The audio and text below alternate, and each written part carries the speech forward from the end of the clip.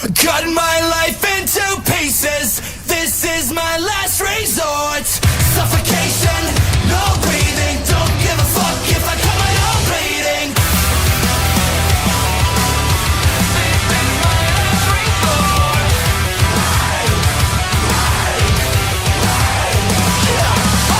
Cut my life into pieces. I've reached my last resort. Suffocation, no breathing.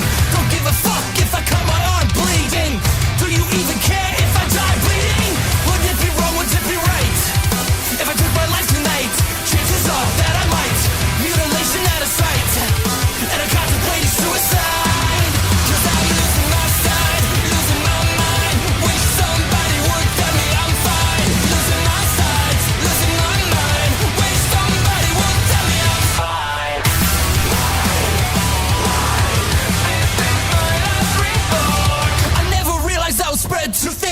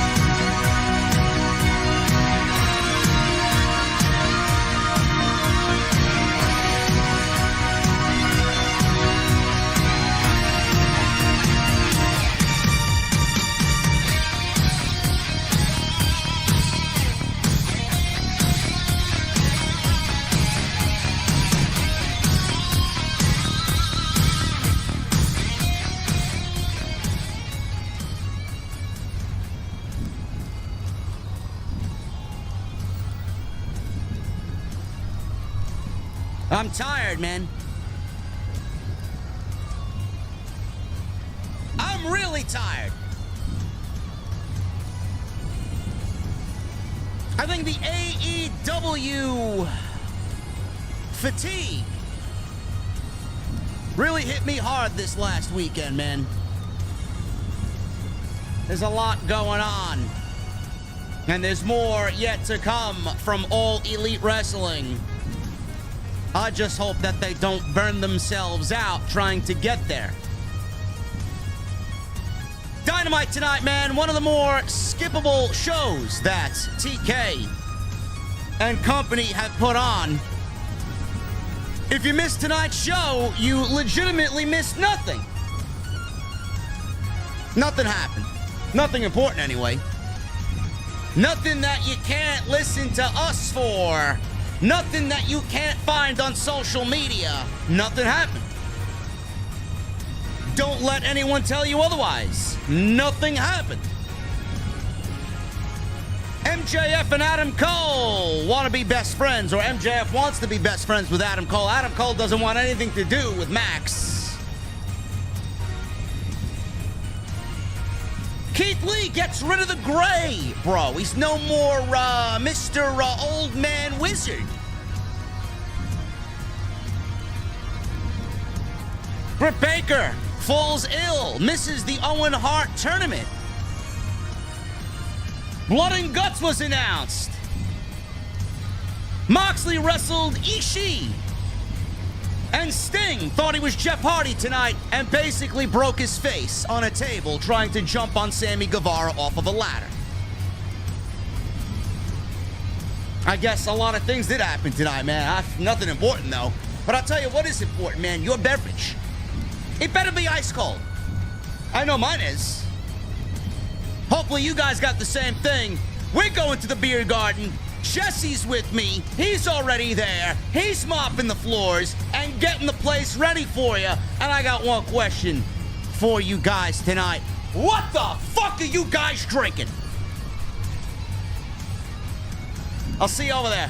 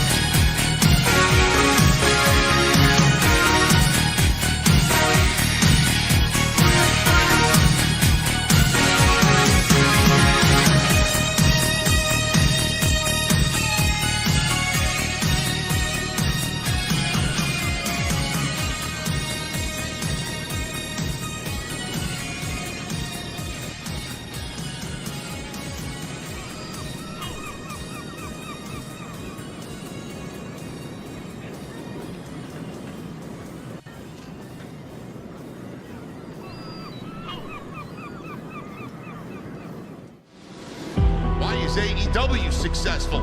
Why is Tony Khan running his promotion better than Vince McMahon and Bruce Pritchard are running Monday night and Friday night? Long-term booking.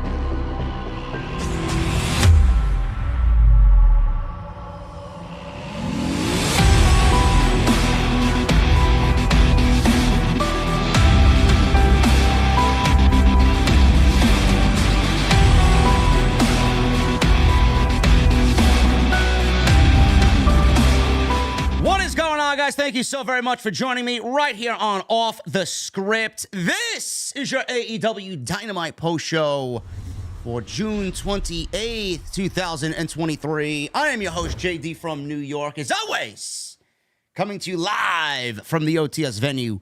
Thank you guys so very much for joining us on your Wednesday evenings, wherever you may be, as I am joined, as always, by my muchacho, Chi-Town Smart. Jesse, what's going on, man? Greetings, man. I just want to say, first off, fuck Canada. Really? What's wrong with the Damn. Canadians, man? I love my Canadian fans, bro. Bro, I can't even send my kids outside to play. Oh, that's right. That's right, man. I forgot. You know, I was reading up on that today on the train. I'm like, what the fuck? Why didn't I see this? All of a sudden, it scrolls past my newsfeed. Fires and smoke, man. Now infiltrating the Chicago area, man. Bro, it looks like you go outside this morning. It looked like everything had a fog filter. Yeah. It just like a whole filter. There's no escaping it. You can't really breathe out there for more than a couple of minutes, man. My kids at the plate. Man, you know, I find that to be very suspect, man. I don't believe the stories that we hear. Oh, it's wildfires. I honestly think it's purposely done. Yeah, shout out to Frank, you know. Yeah. There you go. Yeah. I don't know, man. I don't trust what you hear on the news, man. I don't. Yeah, I think, you know. Yeah, you know. You can't. It's hard to defend something when A, they don't get everything right, and B, they exaggerate things. Well, so when people say that the media is full of crap, it's kind of hard to be like, no, they're not. Yeah, they are, but they're not always wrong about everything. Yeah, I know. Well, hopefully it dissipates and goes away. It was bad for like a day, I would say, and then it started to quickly go away over here. But yeah, it smelled like a fucking log cabin out over here, man. Yeah, it's pretty bad.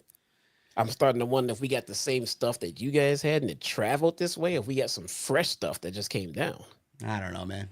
I don't know. Hopefully all is right there. I can't say the same about Dynamite tonight. A very lackluster show, man, and it continues the string. I know you and I briefly mentioned before we actually went live, the pro wrestling fatigue is sitting quite nicely amongst AEW right now.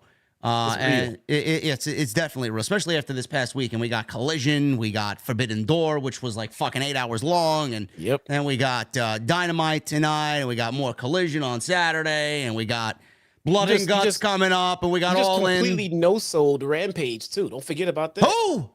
Exactly. We might not watch it, but what is a Rampage? Can somebody fill me in on what a Rampage is? We might not watch it, but it still exists. And apparently stuff happened. Who the hell is Johnny TV? Oh, that's right. They got Claudio versus Commander for the Ring of Honor title. Yeah, I think I'm gonna skip that one, man. I don't give a fuck about Rampage. Okay. So with Forbidden Door, let's go back a day even further. So we get Rampage, Collision, Forbidden Door, Dynamite, Rampage, Collision. Come on, man. Bro, don't forget about All In coming up. And then we got All Out the following week. And then we got Grand Slam announced today, man, for the end of September. And we got Blood and Guts. I can't forget about Blood and Guts on July 19th, man, in Boston, Massachusetts. There's a lot going on, man. Remember the old school cartoons where you get the little fat gluttonous kid who all he wants to do is eat chocolate and candy, and then like the evil villain kidnaps the kid and it just makes him eat all of the chocolate that he wants, all of the candy that he wants, and just forces it to him and makes him keep eating it. Yeah. That's what Tony Khan is doing. He's just forcing wrestling all down our mouths, man. Yeah, man. Listen, I was live with my guy Andrew Baydala on Tuesday night, TNT, Tuesday Night Titans, episode 3. If you guys missed that, cheap plug, go check that out. It's on the homepage. We talked about the AEW fatigue, man, and all of these shows coming up. I know, I'll give the floor to you because we discussed it last night. I'm genuinely concerned about Tony Khan and his wherewithal to handle creative and make it make sense, bro. With all these shows so closely together, is he going to overload his brain? Is he going to be able to handle all these hours of television and all these major shows, especially 2 major pay-per-views, back-to-back weekends? How is this all going to play out, man? I know he's got a decent team around him now. He's got more of a team now around him creatively than he did then. But are you concerned about Tony Khan and the creative wherewithal that this man is potentially putting himself through right now, man? It's definitely shown in the fatigue. I could tell you personally, firsthand, the fatigue on me, man. After tonight, I'm done. I'm hopping on fucking Destiny for one Grandmaster Nightfall. I'm gonna test out Fight Forever, and I'm hitting the fucking bed, man. I'm done. this week. Yeah, man. The burnout is real. I'm not quite sure. I was just talking about this with my wife a few minutes before the stream. I'm not quite sure how they plan on building towards All In and then building towards All Out a week later. You're going to have to start the build for All Out before All In even happens, which means you're going to have to skip over a pay-per-view to build other feuds, when the likelihood is that one would ask, well, why don't you just do this at All In? Because we got to build for All Out. Well, you're building towards two separate pay-per-views at the same time. The only way I could try to maybe make some kind of sense of this is that the results of All In directly affect what we're going to get for All Out. But now that also means that you can't really sell tickets to All Out with a proper card set up if you're waiting for the outcome for All In a week prior. You know what this reminds me of, bro? It reminds me of the WWE shows where they used to run Saudi in November, and then 2 weeks later they ran right into Survivor Series. You know? Nothing. There was nothing there. It was just, let's throw matches on a pay-per-view for Saudi, and then we'll do our traditional Survivor Series garbage that nobody cares about because we're lazy fucks, and that's what we do. I feel like we're going to get a lot of rematches at All Out, bro. A lot of rematches. This is not going to work out well, man. I would love to go. Plus, they're about to run Chicago dry, man. Yeah. Between Dynamite, Rampage, Collision, All Out, and it's, man, I don't know, man. I mean, people, you guys over there, man, you're definitely going to pick and choose where the fuck you want to show up. I'll tell you that right now. There's no way, man. Anybody like me who decided, hey, I'll try to go to London. And then you go to London, didn't find out All Out was a week later. I was like, hard pass, bro. Yeah, I'm worried. I'm concerned about it. I don't know how he's going to handle it. Hopefully he knows what he's doing. But I'm feeling it right now. We're not even through fucking June yet. But this show tonight, man, I swear to God, if you miss this show and you are one of those people that loves to catch up with us content creators who sit here after every show and review what happened on the show, all you need is us. And if you missed this show, you could catch it up on a YouTube clip or a Twitter timeline and just basically digest everything in the 2 hours of Dynamite tonight, basically in 15 minutes. Probably less than that. That's how skippable this show was. And Jesse, I posted on Twitter, this continues the string of shows for Tony Khan and Dynamite. Every single time after a major pay-per-view, they go into the next Dynamite and basically give you... It's almost as if Tony Khan hit the fucking randomizer and poof, he made a card. It legitimately sounds like and looks like and feels like he ran this show through ChatGPT and he fucking just, and the AI just spit out a fucking show. That's exactly what it felt like tonight. Nothing.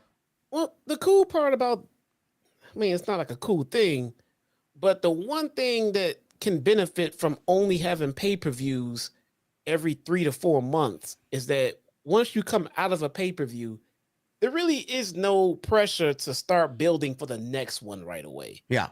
So creatively, you kind of can take a week off from your big show. That doesn't mean put up a stinker, but it does mean it's time to hit the reset button and get refreshed and get ready for the next round of pay-per-view, which is, weeks and weeks and weeks away. So we have time. Yeah. You don't want to start building with the best stuff you got for the next pay-per-view directly after after Forbidden Door. Yep. So that's a benefit. That's a benefit because if you hold them every month, as soon as a pay-per-view is over, you don't have time. It's time to start building for the next pay-per-view right away. Yeah. But here you don't have to press the gas on it. You have a week. This is what I would do. You have a week for the fallout.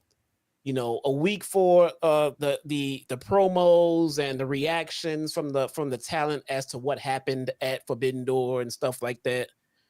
And a couple of fresh matches here and there, but essentially, I would kind of take a creative day off on the day after the pay-per-view. Yep. I mean, you just traveled. I mean, you probably just racked your brain. This is the biggest pay-per-view for you for his career, Tony Khan. So, I get it, but I mean, it is starting to lean on the fans a little bit. It really is. Well, I mean, you do make solid points, but AEW, they hold themselves, or the fans, I should say, hopefully they hold themselves to high standards as well. The fans hold AEW to high standards, You know, when you get a show like this compared to the last few weeks of Dynamite, which have been fucking absolutely fantastic, I mean, it's kind of like, what the fuck did you do tonight? I mean, did you even fucking show up for work tonight? That's the type of show that we feel that I feel like we got tonight. But yeah, you do make some solid points. I know it was a long weekend. They probably and yeah, we got 2 months. How many weeks? 7 weeks till All In. So yeah, they got some time to start building some stories. But it's never too early, in my opinion, Jesse, to start and to get that ball rolling, and then maybe kind of somewhere in between, then you could take a week off. But you know, who knows what their mentality is? I'm sure everybody's fucking exhausted from this past weekend. If we're exhausted, they're exhausted. Derek, I mean, imagine how how they feel, man. The crew, you know. It's a long weekend, and we're gonna try and go over everything on this show tonight. Other than the fatigue and the very skippable Dynamite that it was tonight, we did get the announcement of Blood and Guts. Officially announced, it is Blackpool Combat Club versus the Elite.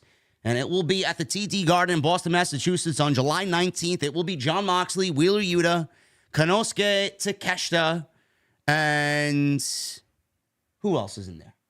Who am I missing? Claudio. Yep. I don't know how I'm forgetting Claudio. That's how fucking tired I am. Moxley, Claudio, Yuta, and Takeshita versus the Elites. That is the Young Bucks, Matt and Nick Jackson, Adam Hangman Page, and I think everybody was wrong on this one, Jesse. Everybody was expecting Kota Ibushi to fill in here, but Omega is injured. I guess he may be injured after that fucking match, but everybody's injured. He's not going to be in this thing, and it may be for the best that he's not in this thing. And Brian is not on the Blackpool Combat Club side, as he completely broke his forearm in the match with Okada, and he's going to be out 10 to 12 weeks, is what I'm seeing. We got Eddie Kingston teaming with the Elite, Jesse. And, I mean, if you had to choose one other guy, if we couldn't get Kota Ibushi, I guess it makes sense for Eddie Kingston to be there, as he's got a problem with Claudio. He's now developing a problem with Moxley, and he's kind of defensive against Moxley. You know, being with these guys and having the attitude that he's having, he's getting in his face and trying to question why he is the way he is lately. I guess it makes sense, but no matter who's in it, it's going to be a very entertaining match, and every Blood and Guts match that Tony Khan's put on has been a fucking banger, so I expect nothing less from this one in Boston. Is it a foregone conclusion that we don't have Kota? I don't know. I mean, it's 4-on-4. I mean, we have a couple weeks to go. Maybe they add a fifth, but I don't know how that's going to be possible. Or maybe Eddie Kingston is out and then Kota is in. I don't know. Yeah, because maybe, you know, what if they had Kota Ibushi, but didn't plan on Danielson getting hurt? It's a possibility. You know? It's a possibility, yeah. That's some last minute change there. That's I knew that was going to throw a monkey wrench into Tony Khan's plans. Nobody really saw Brian getting injured, especially breaking his forearm in that match. And I went back and watched the spot. You could tell that something was wrong as soon as that elbow drop came off the top rope from Okada. Yeah. But I'm still excited about it. It's going to be a massive crowd in Boston. They're going to fill the TD Garden. I think it's going to be a big one. And that was the official announcement tonight. I think everybody kind of knew where this was going. And we got the teams laid out tonight as Moxley was bleeding tonight in his match against Ishii. And a big-time attack. Don Callis was out there. Takeshita was out there. Really a mugging, a big-time attack from BCC. And that's announced tonight, so I'm looking forward to that. And other than that, we had Sting. He jumped off a ladder, pretended that he was Jeff Hardy tonight, and basically broke his face. He wanted to see what it felt like to be Jeff Hardy for a night, and it did not look good. And I think he's going to go out with a blaze of glory, it seems, in his last year in professional wrestling, if this is last year. That tag team match, again, better than what we got at Forbidden Door, but again, kind of rushed for time as they did go over the time for the 10 o'clock hour. I think the show ended at like 10:02, 10:03 tonight. Yeah, something like that. But Sting, hopefully he's all right. We had Sting doing death-defying acts out there. MJF and Adam Cole. MJF wants to be Adam Cole's best friend. Orange Cassidy teamed with Keith Lee and Vikingo against who the fuck did they wrestle tonight, man? I'm so fucking tired. I don't even know. Fucking know. Vikingo and Jesus fucking Christ. What am I even doing here? I can't even. The Dark Order? Wait. No, the Dark Order wrestled the Elite. I don't fucking know. I don't know, man. This show was this was a skippable show. Yeah, I'm too tired to even look at my fucking notes, man. Darby and Sting versus I don't know what the fuck happened. Look, man, the chat will tell us in a second. It was John Moxley versus Ishii. Oh, it was Daniel Garcia, Matt Menard, and Angelo Parker. There we go. Those guys. So underutilized, those guys, too. Yeah, they were good tonight, huh? 2.0, man. Yeah. Always good. Always entertaining. Anyway, guys, we're going to break this thing down, and we're going to go over what happened tonight. But I appreciate you all joining us on a very, very, very lazy Wednesday night. Man, oh, man. Tomorrow, I see a lot of people already asking me in the chat. Tomorrow, I will be streaming Fight Forever, okay? Fight Forever is fun, man. How do you guys not pre-order that? You'd have had it already today. Bro, I wouldn't have been able to play today anyway. I was at the gym. Man, it came up at 7 o'clock this morning, bro. I'm not up at 7 o'clock in the morning. Well, I was. You know why? Because you have kids? No. Because Fight Forever came out. Well, at 7 o'clock, I'm still sleeping under my fucking blanket with the air conditioner on. Fuck that shit. And then I get up at 8:30, and then I work here at the desk, and then I go to the gym, and I don't get home till 5 o'clock, and then I shower and eat dinner, and then watch this shit show, and I'm on this shit show. I got no time to play, bro. The only time I got to play is when I end this with you.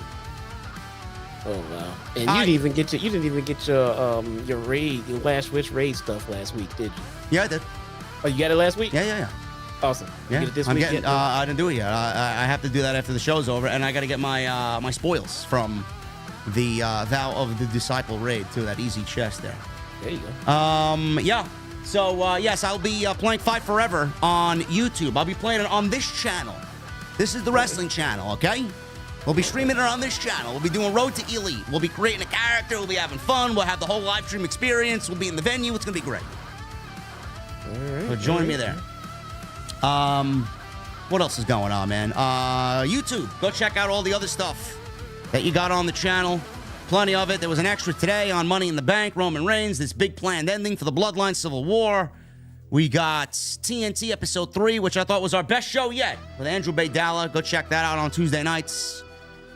And Monday Night Raw. We were live from Monday Night Raw on what was a very Vince-heavy show on Monday night. And then Forbidden Door, Jesse and I were live on Sunday. Go check all that stuff out, man. Listen, it's overload, wrestling overload. You get it on weekly television, it's OTS overload. There's a lot of shit. Go check it out. Jesse, what's happening on Dynamite, man? They're getting ready for Slammiversary, I say, huh? What's happening on Dynamite? No, I'm asking you what's going on with Impact. You cover an Impact tomorrow. They're getting ready for Slammiversary, aren't they? You said Dynamite. No, I said Impact, clown. Oh, really good thing this is recorded live across the world. That's awesome. Did I say that? Did I say Dynamite? For those of you watching the replay, so what the fuck is this clown talking? He just said Dynamite. Yeah, I know he did. Yeah, he did. All right. Impact. We are on the road to Slammiversary, which is just like their WrestleMania, man. As of right now, the highest profile match going on is Deonna Purrazzo versus Trinity for the Knockouts Female Championship, man. So that should be good. I'm not gonna lie, I'm not so much as interested in the match itself, but more or less of who's gonna win. Because it seems they had just started putting a lot of faith in Deonna Purrazzo before Trinity came in, but now they have Trinity. And they kind of put the rocket pack to her. Are they going to give her first L and her first title opportunity? Or are they going to cut it short for Deonna Purrazzo, man? I don't know. I don't know, man. It sounds like a political nightmare. Yeah, it does, actually. Sounds like a Scott D'Amore political nightmare. Oh, there's WWE, ex-WWE talent coming and already he's taking our spots. Great. What do you do, though, man? You got the most popular, talent on the roster right now. Yeah, she's the biggest name there.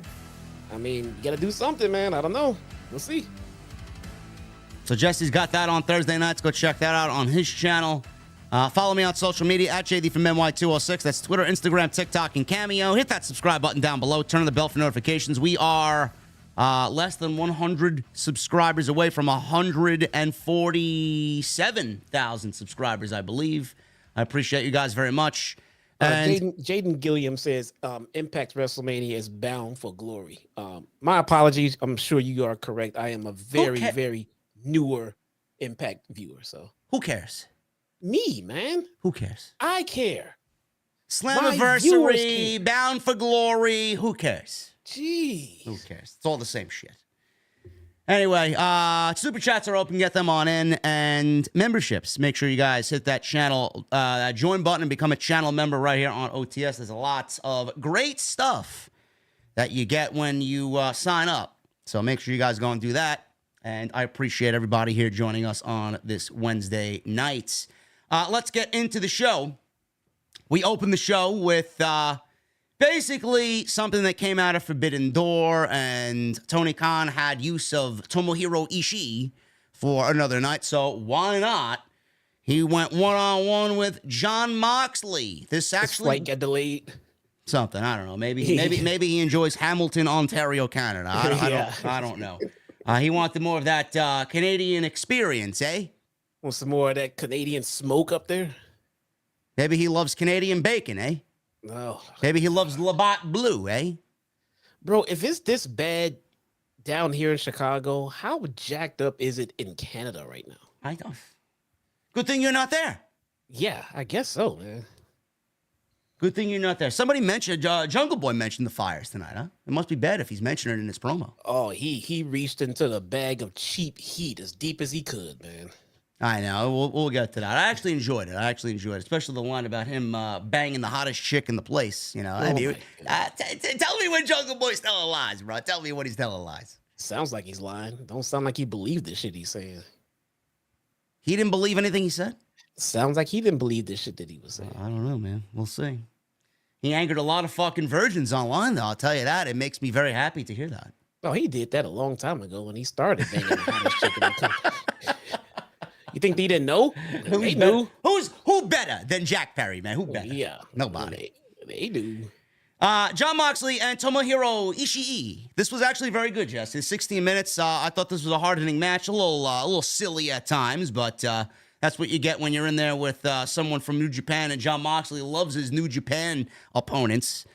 We got this going 16 minutes. Moxley came out to Wild Thing. Not a fan anymore. Why? Not a fan. He's wrestling a New Japan talent. He should come out to the New Japan theme music, man. You're wrestling as a heel. You should come out to heel music. I don't know. Wild Thing does not fit the Blackpool Combat Club anymore. I don't know what we're doing. No. So the Blackpool Combat Club lost at Forbidden Door to the Elite. It was a tough loss. And the commentary team noted that they have a chip on their shoulder, so they wanted to take it out on poor Tomohiro Ishii. So this one, like I said, went 16 minutes, and both guys were beating the shit out of each other. Moxley connected with the neck breaker on the apron. Ishii started to no-sell, which is not very, I wouldn't say it's out of the realm of, AEW here. You get somebody like Ishii who's a badass, a bulldog. Yeah. He's going to no-sell. And he's allowed to no-sell. Yeah.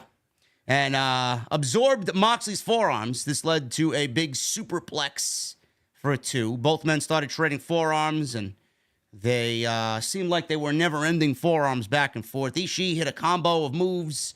Moxley spun around, dropped Ishii with a gotch-style pile driver. Anvil elbows from Moxley. This led to Ishii flipping him off. Moxley slapped on a bulldog choke. He hit a King Kong lariat. Ishii kicked out at a 1. It's a great way to sell your former world champion's offense, Jesse. Gotch-style pile driver, Anvil elbows, and a bulldog choke, and he kicks out at a 1 after the fucking King Kong Moxley lariat. Great. I mean, he must have been playing Fight Forever, bro. He must have had the momentum bar up. It's very similar to it, man. So we got some nasty headbutts going back and forth. Moxley bleeding after the headbutts. Go figure. Did he bleed at the pay-per-view? No. He did not bleed at the pay-per-view, but he bled on Dynamite. Yeah, that's where he bleeds on TV. It's not going to piss people off at the pay-per-view, I told you. But we pay for the blood, though. Yeah, so he's not going to do it. I guess so. He gives away blood for free, man. You don't have to pay for blood. He connected on a paradigm shift. Ishii kicked out. Ishii then avoided a Death Rider into a paradigm shift and a hard lariat for a 2 count. Ishii no-sold the Moxley cutter, and he hit a sliding lariat. Moxley spun out of a brainbuster into a Death Rider for a very close 2 count. Ishii hit an Inzaguri. Moxley came back with a curb stomp and a Death Rider for the 1, 2, 3. Now, during the match, Eddie Kingston came out because he did not want the Blackpool Combat Club, Claudio, to interfere here. He's got a problem with Claudio. It's very humorous. He's got a problem with Claudio. And nothing happened when Eddie Kingston was out there, so he kept everybody at bay, and Moxley won clean. So Eddie Kingston, he's there telling Moxley, yeah, congratulations, you won the match clean, the way you were supposed to do it, not with your fucking guys out there cheating to help you win. Moxley got angry at him. He shoulder bumped Eddie Kingston on the way up the ramp, and we got trouble brewing here between Eddie Kingston and Jon Moxley. So something's going on there. And clearly we saw what happened later in the show with Eddie Kingston getting involved and Blood and Guts being announced and Eddie Kingston being on the Elite's team going into the TD Garden in Boston. So I thought this was a fine match for what it was, Jesse, but ultimately at the end of the night, it meant nothing. Yeah, so what are we doing here with Moxley and Kingston? I don't know. Is Moxley going to turn babyface and leave the Blackpool Combat Club? I have no idea. Do we get Eddie Kingston and Jon Moxley at All In? Is that a possibility? That could be. Or maybe we get Eddie Kingston versus Claudio. I don't know. When are we getting the next Ring of Honor show? Whatever that is. I have no idea. July? But, Sometime I really couldn't give a shit about. They're trying to get me to give a shit, but I really don't give a shit about Kingston and Claudio. I wanna see Moxley and Kingston. Yeah. I would prefer that as well, but they got that match coming up. Eddie Kingston's probably going to wrestle Claudio at the next Ring of Honor pay-per-view. I'm sure that's going to be the case, but I'm slightly intrigued about where this goes here now with Eddie Kingston involved, and I'm glad he's back. Anytime Eddie Kingston is on TV, it's just better television. Yeah, I agree. He adds a lot. The dynamic between Eddie Kingston and whomever he's in the ring with is always great. So he is back, and I'm very happy about that. And he is actually coming to House of Glory. He should be wrestling, I believe, Charles Mason, the Crown Jewel champion, at our next high-intensity show. So that should be great to see Eddie Kingston back in Queens. Very excited about that and calling his match. Yeah, Eddie Kingston brings a sense of legitimacy and just he brings a sense of realism to whatever feud he's in. Because when he speaks, you believe everything he's saying, man. Yeah, very natural on the microphone is Mr. Kingston. Renee Paquette was backstage, and Adam Cole, he showed up in street clothes. He came out of a vehicle, and MJF and Adam Cole are a tag team now in this blind eliminator tournament. We got a couple more teams announced in this thing, which we'll talk about later. And MJF, he rolls into the venue in an SUV. He pops out. He's wearing his scarf. He's got Triple B around his waist. He's looking sharp. MJF congratulates Cole on getting sick to get out of Forbidden Door. He made it seem like he didn't believe Adam Cole. Good call. Yeah, that's a good one, man. I'm surprised I didn't come up with that one. That was a good one. I didn't think of that one. That's a good idea. Even though no one is on the level of the devil, he says, and he suggests that they bond this weekend like buddies. Cole reluctantly agrees as MJF's driver tosses him a shirt to give to Cole, and it's a new shirt now available on shopaew.com that says, "Better than you, baby." Bro, where are they going? Are they going to Tim Hortons? Where are they going? Are they going to take in the fires? What are they doing? I don't know. What is there to do? Anybody coming from the show can tell me what is the entertainment there in Hamilton, Ontario, Canada? What did they go do? Maybe they're gonna tip some deer, bro. I don't know. Did they go get some maple syrup? Maybe. Hey, listen. An Don't fuck with the maple syrup, bro. What did they go do? I don't know. Wondering. I don't know. There's MJF. MJF's not gonna drink Labatt Blue. It's too cheap for him, man. Give me a break. It's low brow for MJF. I don't know if Adam Cole drinks. Maybe they go out to a nice cocktail bar, man. I don't know. I don't know, man. But did Adam Cole just leave Britt Baker behind to go hang out with MJF, man? Well, I mean, realistically, if she's got the COVID, I mean, he can't be within vicinity anyway. So what is he going to do? Take care of her? By doing what? She's sick. He can't be near her, though. I'm glad you don't have a woman that needs you to take care of her, bro. Listen, bro, if I'm dealing with somebody who's ill, I ain't dealing with them if they got that, man. I don't want to get sick. She got it from him. All right, so stay in the next room and play fucking Super Mario RPG, man. I don't fucking know. What do you want to do? She got it from him taking care of him. If I'm her, I'm pissed. I missed my fucking Owen Cup quarterfinal match tonight with Ruby. Oh, I think they saved her, man. How long have we looked at Britt Baker and the Outcasts fighting amongst each other? A year?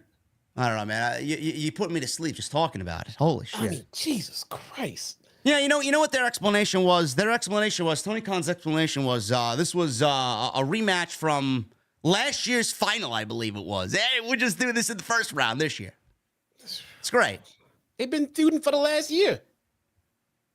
I don't care. I just don't care. It's like the bloodline all over again. Yeah. Just as interesting, too, right? Yeah, totally. Hi, Brittany. Hope you get better soon. Yeah, hi, Brett. Hi, Brett. I don't know. Listen, if you're on the couch watching the show, I don't know. We hope you're getting better. Get better soon. Adam Cole seems like he was bad. I don't know. He got sick on maybe Wednesday or Thursday, it looked like, by the time frame. Missed Forbidden Door. Rampage was taped, right? How long did it take Bebe to get back to TV? Like 5 days? She'll be good enough. She'll be good in a week, man. Hey, what is this 2-3 day sickness? What is this? Adam Cole's back on TV, ready to go. There you go. If they deemed him ready, he's ready. He's ready, man. There you go. Maybe MJF was right. He just called off sick, man. Listen, if I'm Adam Cole, man, I don't want to wrestle Tom Lawlor either. Who gives a shit? Match would have been fucking forgotten about the moment it ended. Yeah, easily. Anyway, Renee Paquette was there with both of these guys, entertaining segment from Cole and MJF. I think that they have a great dynamic, man. It's a very entertaining dynamic. And MJF, man, he could really make a situation, depending on if it needs to be comedic and lighthearted or serious. He just kind of, he molds, man. It's like an amoeba. He molds with all these different situations. That shows how talented he really is. Yeah, I can agree. Renee was also backstage. We go from that to a commercial and then back to Dynamite. And Renee is all of a sudden yelling at Jon Moxley, like, what the fuck happened? Did you leave the burner on at home? Like, what the fuck did you do? Did you forget to clean the cat litter? Renee all the time. More Renee, the better for me, man. Did you forget to clean the cat litter? I mean, what happened here? She's just yelling at him. Furious backstage with Jon Moxley, who is with Claudio and Yuta. Eddie Kingston walks in and told him he's always had Moxley's back, but he's palling around with a scumbag like Castagnoli. Moxley said he doesn't care about bad blood from Chikara, and this was years ago. Why are you holding grudges from years ago? As he stormed off with Renee, demanding that Kingston fix this. She looked at Eddie Kingston and said, you fix this now. I like this. I thought this was a great dynamic, man. This was, excuse me. This was a nice little touch to add to this budding feud here between Eddie Kingston and the problems that are going on with Jon Moxley. I like this. Yeah, if anyone there knows how close of friends Eddie and Mox are, it's Renee. And she seems like the one that could talk to Eddie as a kid's sister, and he would be forced to listen because they're that close as a family. So I like this. I like this a lot. Yeah, nice little touch there. Nice little dose of reality and realism there with Renee and Moxley and their marriage being kind of brought to the forefront here in this segment. So I like it. Good stuff.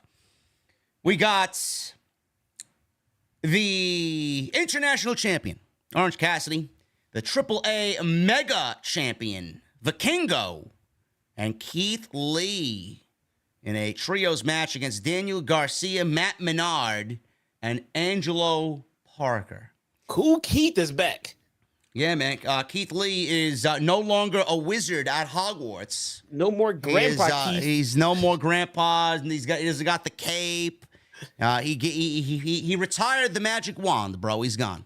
Like Uncle Keith now. Looks good. I mean, moving better. Feels fresh out there. Yeah, I mean, listen, I think he kind of came to the realization that it wasn't working out, man. Old man Keith Lee just isn't aesthetically pleasing to the viewer.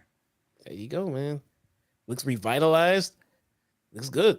Maybe he's naturally dark. Maybe he dyed his hair white just to change things up. Maybe that was it, right? Or maybe there was a sale in Canada in Hamilton, Ontario for Just for Men, man. Maybe, I don't know. Yeah, maybe. I don't care. Well, I kid, but nonetheless, this Keith Lee seems very vibrant, refreshed. Even his moveset looks like he has a little bit more pep in his moves. I hope they do something with him, man. It's good to see Keith Lee looking strong. Somebody in the chat says lackluster. Disagree heavily, JD. Great shoe. Great shoe? Oh, I guess they meant show. Okay. Great show. That's great. That's great, man. It's a good job. I don't give a shit. All right. I didn't like the show. What are you gonna do? You're gonna cry? JD didn't like the show. Oh my god! You just a WWE shill anyway, man. I didn't like Raw either. Got a problem with that? AEW shill. That's all it is. Jesus Christ, man! Did you see the fucking reaction coming out of Raw? All I wanted was Carmelo Hayes to not lose as a world champion, and I got fucking people coming at me with fucking torches and pitchforks. You see this shit? I mean, holy shit, man! What do I do, man? It's like I commit murder on social media with my words every week. Bro, I usually so I don't watch Raw, SmackDown very much, but usually I'll tune in, catch the opening segment, see what's going on, then cut it off, then come back for the main event. I cut it on and saw Cody in the ring with Judgment Day. I cut it off and never went back. Never went back. Cody. It's a broken arm, man. He's got his broken arm. He's doing Cody cutters off the second rope with his broken arm. Fucking things hanging off his arm. He's not even fucking, he's not even playing it up anymore. Done. He can lift his arm now during the intro, man. Whoa! He can do the whole thing now, man. Yeah, that's good. That's good there. Yeah, they've officially killed Cody. I'll give WWE this much. I don't think they intentionally are trying to kill Cody. They're not trying to bury Cody. They're just killing Cody with all their babyface booking, and they suck at booking babyfaces. They really, really do. Pal, we're going to turn you into the next Cena, pal. This is what you wanted, pal. Man, they suck at it, man. Holy shit. Jesus. Cody is dead. I don't even want him to win the world title anymore. Just give it to Gunther, be honest with you. That's what I'd like to see. Yeah. Anyway, this match was fun. It was fun, you know, a little nice 6-man tag team match. But I mean, like I said before, Jess, this was a fucking randomizer for Tony Khan. What does Orange Cassidy, Keith Lee, and Vikingo have to do with each other, man? It's like, holy shit, where the fuck did this trio come from? Yeah, it's like that was from Rampage, right? Was it? Yeah, they showed the clip of how that team came to be. They asked Orange who was he gonna team with, and Keith Lee showed up, and Orange just, lazily said him. And then Keith said what he had to say. That he walked off. He's like, "You need another partner." He walked off, and behind him was sitting there was Van Kingo, tweeting or some shit. Looked up, and Orange said, "Him." Then Kingo said, "Yeah, I need a fucking match."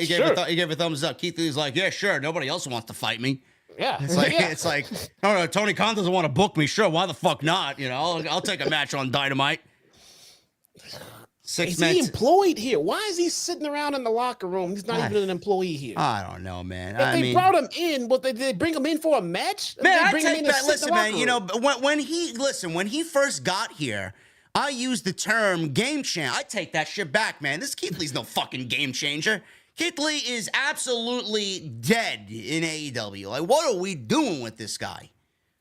I mean, this guy should be a TNT champion, an international champion. He should be at the fucking, he should be on the cusp of the main event with what he was doing in NXT, man. It was like, this was the breakout guy. Tony Khan got him. Like, all right, we'll fucking make up for what Vince didn't see in him. And Tony Khan basically is doing what Vince was going to do with him. Nothing. Like, what are we doing? I don't know, man. No, we're the bad guys, though. We're always, these podcasters, man, they don't know what they're talking about. They're always negative. The fuck is he doing? Name one thing that Keith Lee has done here in AEW that's substantial. Well, now he's going to tag with Swerve. Tag team champion with Swerve, right? Well, no, he's getting ready to tag with Swerve again. I mean, but now can they coexist? What the fuck are we doing? So we got two. Can they coexist on AEW television? Who's booking this show? Is Vince booking this show? God. Like, did Bruce Pritchard call up somebody in the back and say, "Hey, man, I'd like to see this on Dynamite. This is my recommendation." What the fuck are we doing here? Can they coexist? I mean, who made these decisions? Like, I get that you want a randomizer or a blind eliminator tournament, but I mean, we didn't even get the fucking little spinny thing. to pick the names out. They just announced Keith Lee and Swerve in the tag team blind eliminator tournament. Like, what are we doing? I saw that graphic. I about to spit up my tea, man. I like they broke them up, made us try to forget about their feud, and now they're reteaming them again. Yeah, they didn't even finish the fucking feud on television. No, they started feuding. Then we get Keith Lee with a cinder block to the fucking chest. He's out. And then we maybe get something, and then they didn't give it to us, and now we're back to this, and now they're teaming again. Like, or am I losing my fucking mind here? No, man. Swerve hit Keith Lee so hard with that block, it turned him about 30 or 40 years older. And it took him this long to come back down to his real age. Yeah, he got smashed with the cinder block. He thought he was fucking a wizard at Hogwarts, and then all of a sudden he finally came to. Oh yeah, I'm not that Keith Lee anymore. I'm gonna get rid of the gray. And Swerve, what are we doing with Swerve? Nothing. Well, let's see. He just lost to old man Ace over there. Yeah, fucking hell, man. I don't know what they're doing. I have no idea. And man, Vikingo. What are we doing with Vikingo? I thought this guy was a rarity on television. This guy's here every fucking 3 weeks, every other 3 weeks. Nah, I feel like he would be on Dark right now if it was still here. Like, do you guys, or am I just being a little too harsh here? I mean, every time I see Vikingo's fucking phenomenal. Don't get me wrong. I was very excited to call his match at House of Glory this month, but. You know, the more you feature this guy on television in these types of matches, it doesn't really bode for his or bode well for his overall mystique. You know, you use him in fucking shit like this, it kind of dumbs him down a little bit. He's not really a special attraction anymore. He's just another fucking guy that AEW employs and wants to bring in for a fucking random TV taping instead of making the guy special and keeping the guy special. Or am I wrong on that? No, you're not. But a question that I have, though, is why are we giving Vikingo TV time when we have guys backstage who are signed employees who are still looking for TV time? I don't know. Vikingo wasn't even at Forbidden Door. No. But he's on Dynamite after Forbidden Door. Why? So if he was in town, why wasn't he on Forbidden Door? Do you need it longer? No, we're good. We don't need any more matches at Forbidden Door. I'm not saying to add another match. He could have been in place of something. I don't know. I tell you guys, I didn't like the show tonight. Wait, is he a part of that? Is he a part of that beef with New Japan and his home promotion, AAA? Possibly. I have no idea. AAA and New Japan, yeah, maybe. Maybe that's why he was. Possibility.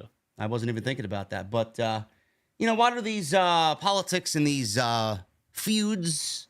These discrepancies happen in pro wrestling. I don't know, man. Everybody's out for, greed. I don't like it. I wouldn't call it politics. WWE don't play with anybody. Well, they refuse not to play with anybody. Anyone. They don't want to play with anybody. No. So people want to own the world. They want to rule the world. They don't want to share the world with other companies. So. No, Vince is not a good sharer. He doesn't even share. He doesn't even share with his own fan base. Don't like sharing the creative duties over there either. I hear. Jesus Christ. We got both of these teams in there. Like I said, it was a fine match for what it was, but again, ultimately, it meant nothing. Parker and Menard were, they were in there. There were some nice double team sequences in there, man. By 2.0, I enjoy 2.0 a lot. I'd like to see them kind of break out and maybe do something semi-serious on top of all the entertainment stuff. You know, they are really kind of, I don't want to say hidden away, but, they've taken on this lesser role in the JAS. But, man, I think they're worth a lot more than what they're showing on TV. Honestly. I 100% agree, man. And the fact that their tag team division needs to be rebuilt and refocused, they really should be front and center a lot more in competition instead of just segments and doing DraftKings commercials and commentary here and there. The guys are good. Yeah. They're really good. You found a diamond in the rough when they were just let go. You brought them in, you showcased them and let us know how good that they were, and then took them away from us. Like, okay, they can do backstage segments. They can make some cool promos here and there. Here, do this DraftKings spot. But there's nothing for you in the tag division. Yeah. Nothing at all. So they had Vikingo isolated. He was being beaten down. Parker and Menard hit their drop Toho leaping elbow combo. And they kind of messed up. Not the move, but they messed up because they decided to mock no longer Grandpa Keith Lee on the apron. Vikingo made the hot tag to Keith Lee. He came in, he steamrolled everybody. Garcia decided to do this dance. Keith Lee was bent over, and he was like in a weird position, bent over. So Garcia, Jesse, jumps on Keith Lee's back, and he starts doing this fucking dance on Keith Lee's back. I don't know if you saw that. I'm like, what the fuck is he doing, man? He's out there. He's acting like a Chippendales dancer, is Daniel Garcia. What is going on with him, man? All of a sudden, he likes to dance. He's a sports entertainer. Is that what they call that? That's sports entertaining? He's sports entertaining. Okay. Yes, that's what he's doing. Okay. Well, clearly that didn't fare well for Garcia. Lee powered him up, set Menard and Parker to the floor with Garcia on his back. Vikingo was supposed to do something here. I laughed my ass off at this. This was fucking sloppy as shit, bro. I don't know what the fuck happened here. So Menard and Parker were out on the floor after this Keith Lee spot. He double shoulder tackled them with Garcia on his back in a fireman's carry position. Vikingo, Jesse, was supposed to be caught by Lee on a dive in a powerbomb position, and he jumps over the ropes, and he takes out his own partner with a fucking suicide dive over the top rope. And I'm like, what the fuck is going on here, man? He's teaming with Lee. He took his own partner out. I don't know if that was supposed to be Menard and Parker, but apparently Keith Lee was supposed to catch Vikingo, and he just took this tope over the top rope. Yeah, I don't know if that was a botch or what. Maybe someone was out of place and Lee's just like, I'm not just gonna let this guy fucking land on the ground. So he caught him. Yeah. But either way, I thought they played it off very well, because when Keith went back for revenge, he picked him up and the crowd's like, oh shit, he pissed off Keith. Yeah. Like, nope. He just used him to do tag moves and whip him with the other guy. I thought they played it off very well. So I don't know if that was supposed to be a spot or if Keith just looking out for Vikingo's safety right there. Yeah, I was one of those people where I thought Keith Lee picked him up in the powerbomb position. I thought he was gonna fucking blast him right on the ramp there. Yeah. But he picked him up and he started swinging Vikingo around in like this wrecking ball position. Vikingo hit a huge moonsault from the top to the floor to take out Parker and Menard. That looked great back inside. Garcia got a 2 count on Orange Cassidy, put on the Dragon Tamer, and the match completely broke down. Parker ate an orange punch with Lee no selling some Menard chops. To no avail there, ultimately planting Daddy Magic with the Big Bang Catastrophe, or what they're calling now the Supernova, the less cool name for it, because... I guess AEW can't reference the Big Bang Catastrophe, the BBC. They've been saying BBC for weeks on AEW TV. It is what it is, man. This was fun for what it was. They all posed at the end of the match. The winning team did, and that was it. That was it. One and done with this tag team. Orange Cassidy, what he does next with that international title, I don't know. We will see what happens there, but they get the victory here over the JAS. The Bucks, Adam Hangman Page, they're backstage talking about their open challenge that they're having later this evening. And in walks the Dark Order. Matt looked at the camera and challenged anyone. John Silver again got in his face like, hey, man, we're right here. We're challenging you tonight. And they are there to answer the challenge. Hangman says they can make it a 12-man match. Evil Uno said, no. You ignored us for months. So we're not with you anymore. You left us for these guys. Hangman said Blackpool Combat Club was causing problems and my guys needed the help. And what am I, the babysitter for the Dark Order? You guys are adults. You can handle yourselves. Alex Reynolds says that they were there for him all these months in his darkest moments. So they're not friends anymore, but rather tonight they are his opponents. I like this Dark Order, man. More of this on TV from the Dark Order. And we got a nice trios division. They should be a part of that. I love this. Yeah. I love this. I think it's a nice little transition. And I think it's a nice transition for something for the Elite to do as they wind down this Blackpool Combat Club feud. Because I'm assuming and hoping this shit gets wrapped up at Blood and Guts. And already the Elite has a Dark Order problem. and a Hangman problem. So I do like this. I like this a lot. Renee was backstage with Chris Jericho and Sammy Guevara, asking about Jericho tapping in the Painmaker persona tonight. Jericho said tonight is bigger than Forbidden Door as Sting and Jericho should be on TBS, commented by Tony Schiavone. Tonight, Sting gets his nightmare of having more time in the ring with the Painmaker. The nightmare of the Painmaker tonight. No, this is not bigger than Forbidden Door. No, this is... I would say, Jesse, you know what I was thinking when I was watching this? I'm thinking, yeah, they got the short end of the deal on Sunday night. I think the match was incredibly rushed. They might as well have just saved it for Dynamite. Do you think Chris Jericho was kind of angry at the match quality, man? I could see him being very angry at the match quality and saying, let me redo this again on Wednesday. I don't know. I mean, that I have no clue what Chris's personal standards might be for how he felt about the match. Yeah. I don't know, to be honest, but I do know there was some money in seeing Sting and Jericho in the ring together. Mm-hmm. And I think they're trying to capitalize on that, which is very smart. I think the money is definitely in a tag match to blow this off because, I mean, I just don't see a one-on-one Sting Jericho match being something that you want to remember Sting by. Yeah. If that makes any sense, you know.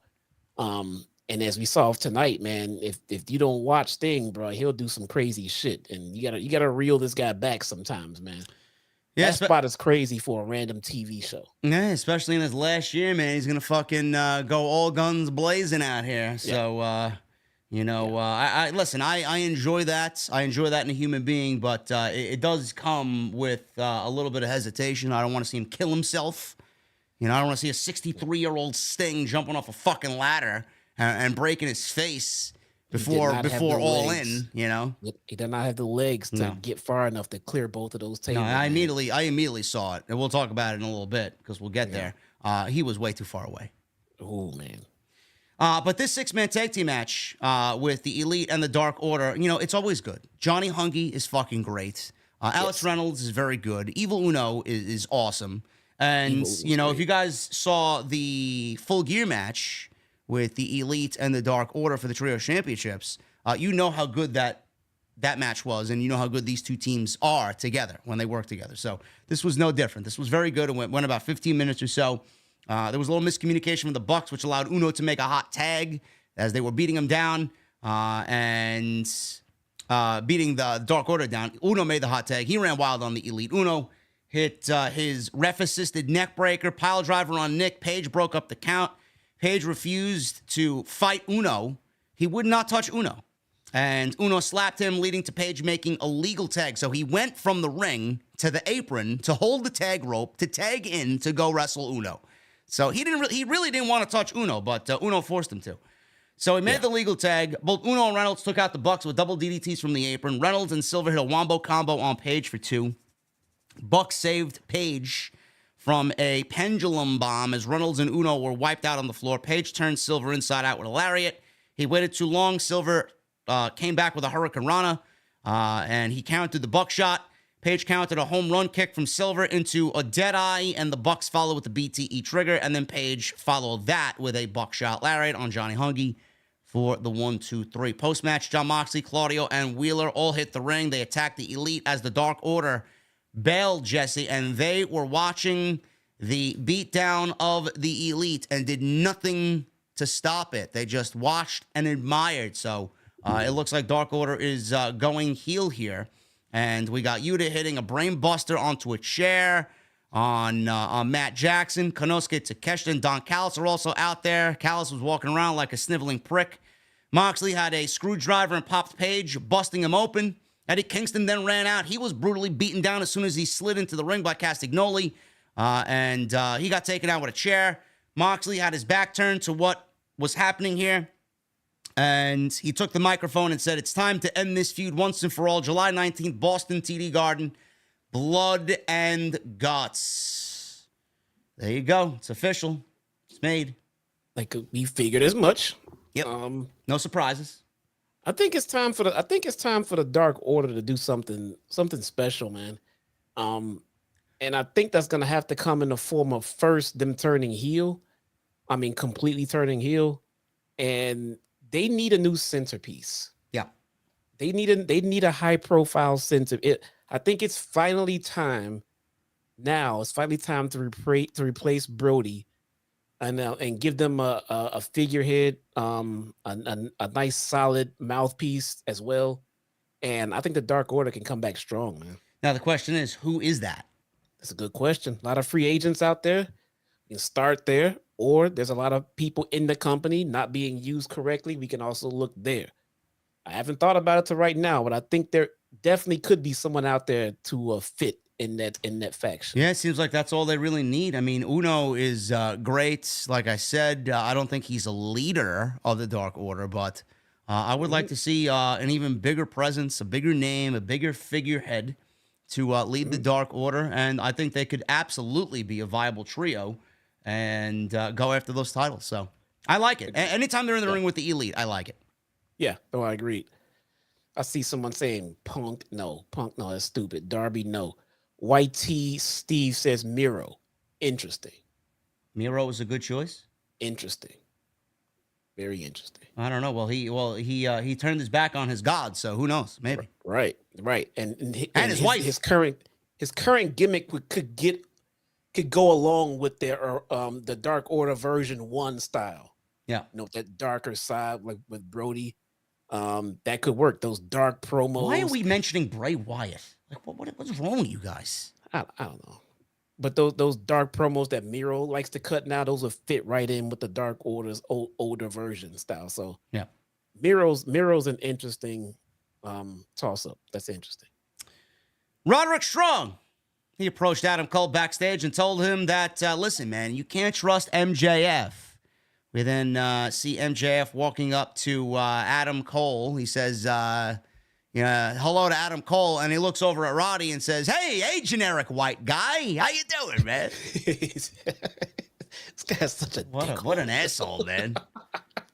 Roddy wanted to fucking lay him out right there. MJF says he doesn't want to stick around here any longer than he has to and watch professional wrestling. He said he and Cole should leave together to go bond. So he gets into the back of the SUV. Adam Cole reluctantly joins after he says goodbye to Roddy and wishes Roddy luck against Samoa Joe on Collision in his Owen tournament match. And Adam Cole gets into the vehicle, and MJF is like, yeah, it's time to party, man. It's time to party. I don't know where they're going in Hamilton, Ontario to party, but... where are they going? I wish them luck, bro. I wish them luck. Strip club? Are they going to the strip club, man? Maybe, man. Do they have Canadian strip clubs? They're Canadian strippers. Listen, man, Canadian women are beautiful. Okay? All right. They may have some banger strip clubs up there. There we go. Okay. I don't know. They pour syrup over themselves? Maple syrup? Maple syrup, yeah. Maybe, man. Who knows? Jungle. Someone said Lance Archer. Interesting. That's an interesting one too. Another interesting. He's not really a mouthpiece. No, he's not. That is the problem. Yeah. And that is the problem right there. Yeah. No. Jungle Boy. Jack Perry. No longer Jungle Boy. He comes out to his theme. People start waving their heads. He's like, cut this shit off, said, man. Fuck this. Fuck this shit. It's the last time you're going to see this theme, hear this theme again in AEW. So he's out there, and he's got this brown bomber jacket. He's got the sunglasses. I'm like, there he is, man. This Hollywood Jack right there. Loving it. And he told everyone, he told Mansory to turn that garbage off, meaning the theme music. He says the fans, they've ruined that song for him to a point where they won't hear it ever again. You can boo all you want, but it won't change the fact that he's heading to the airport tonight while those fans are stuck with the wildfires, he says. He stepped into the ring. It feels like he just pulled out the book of cheap heat. Yeah. How do we get cheap heat after a fresh heel turn? Man, they didn't even try. Maybe he consulted MJF on this one. Maybe he consulted Christian Cage on this one. Who knows? His actions was his heat. All he had to do was come out and say why he did it, which I think he did a good job of, tonight. But the cheap heat just saved. I mean, he might get there at some point, but we just turned heel like 15 minutes ago. Give it a minute. Yeah. Till you run out of interesting shit to say before you start shitting on the live crowd, man. But I don't know. Well, he mentioned the wildfires and the fans being stuck there while he's heading to the airport. He stepped into the ring at this point. He says he's still young, he's still cashing fat checks, and he's still banging the hottest chick in the entire place, meaning Anna Jas, who we all know is a lovely woman. Lovely woman. Bad attitude. Bad attitude. Who? Fat ass. Yeah. Anna J. There you go. She's not afraid to flaunt it either. No, man. He said, Toronto, let me ask you a question. Toronto, let me ask you a question. So there's the next heel tendency Cheap there. Cheap Heat, there you go. He's in Hamilton, but he called it Toronto, and then they booed. They booed. It's only 38 miles away, Toronto. I looked it up. So they're not really in Toronto, but I guess you can kind of get away with it. He asked if he turned on Hook or if Hook turned on him. He took issue with Hook dangling the FTW belt in his face. And he said this title isn't even recognized, and he's a fraud. He said he never needed him. He said Jungle Hook was only good because of him. Crowd started yelling, "Shut up." And there was a fan holding up a sign that said Jungle Prick in the crowd. He says he knows what that belt means to him and what it means to his family. Then he starts getting asshole chants. He said he is talking to Taz. He says that's why he's going to take that title from him. He says when he gets his hands on Hook, he's going to beat the shit out of him. So Hook then comes out. Hook chased him into the crowd. Jack Perry fled through the crowd. They go to the back. We finally get a camera back there.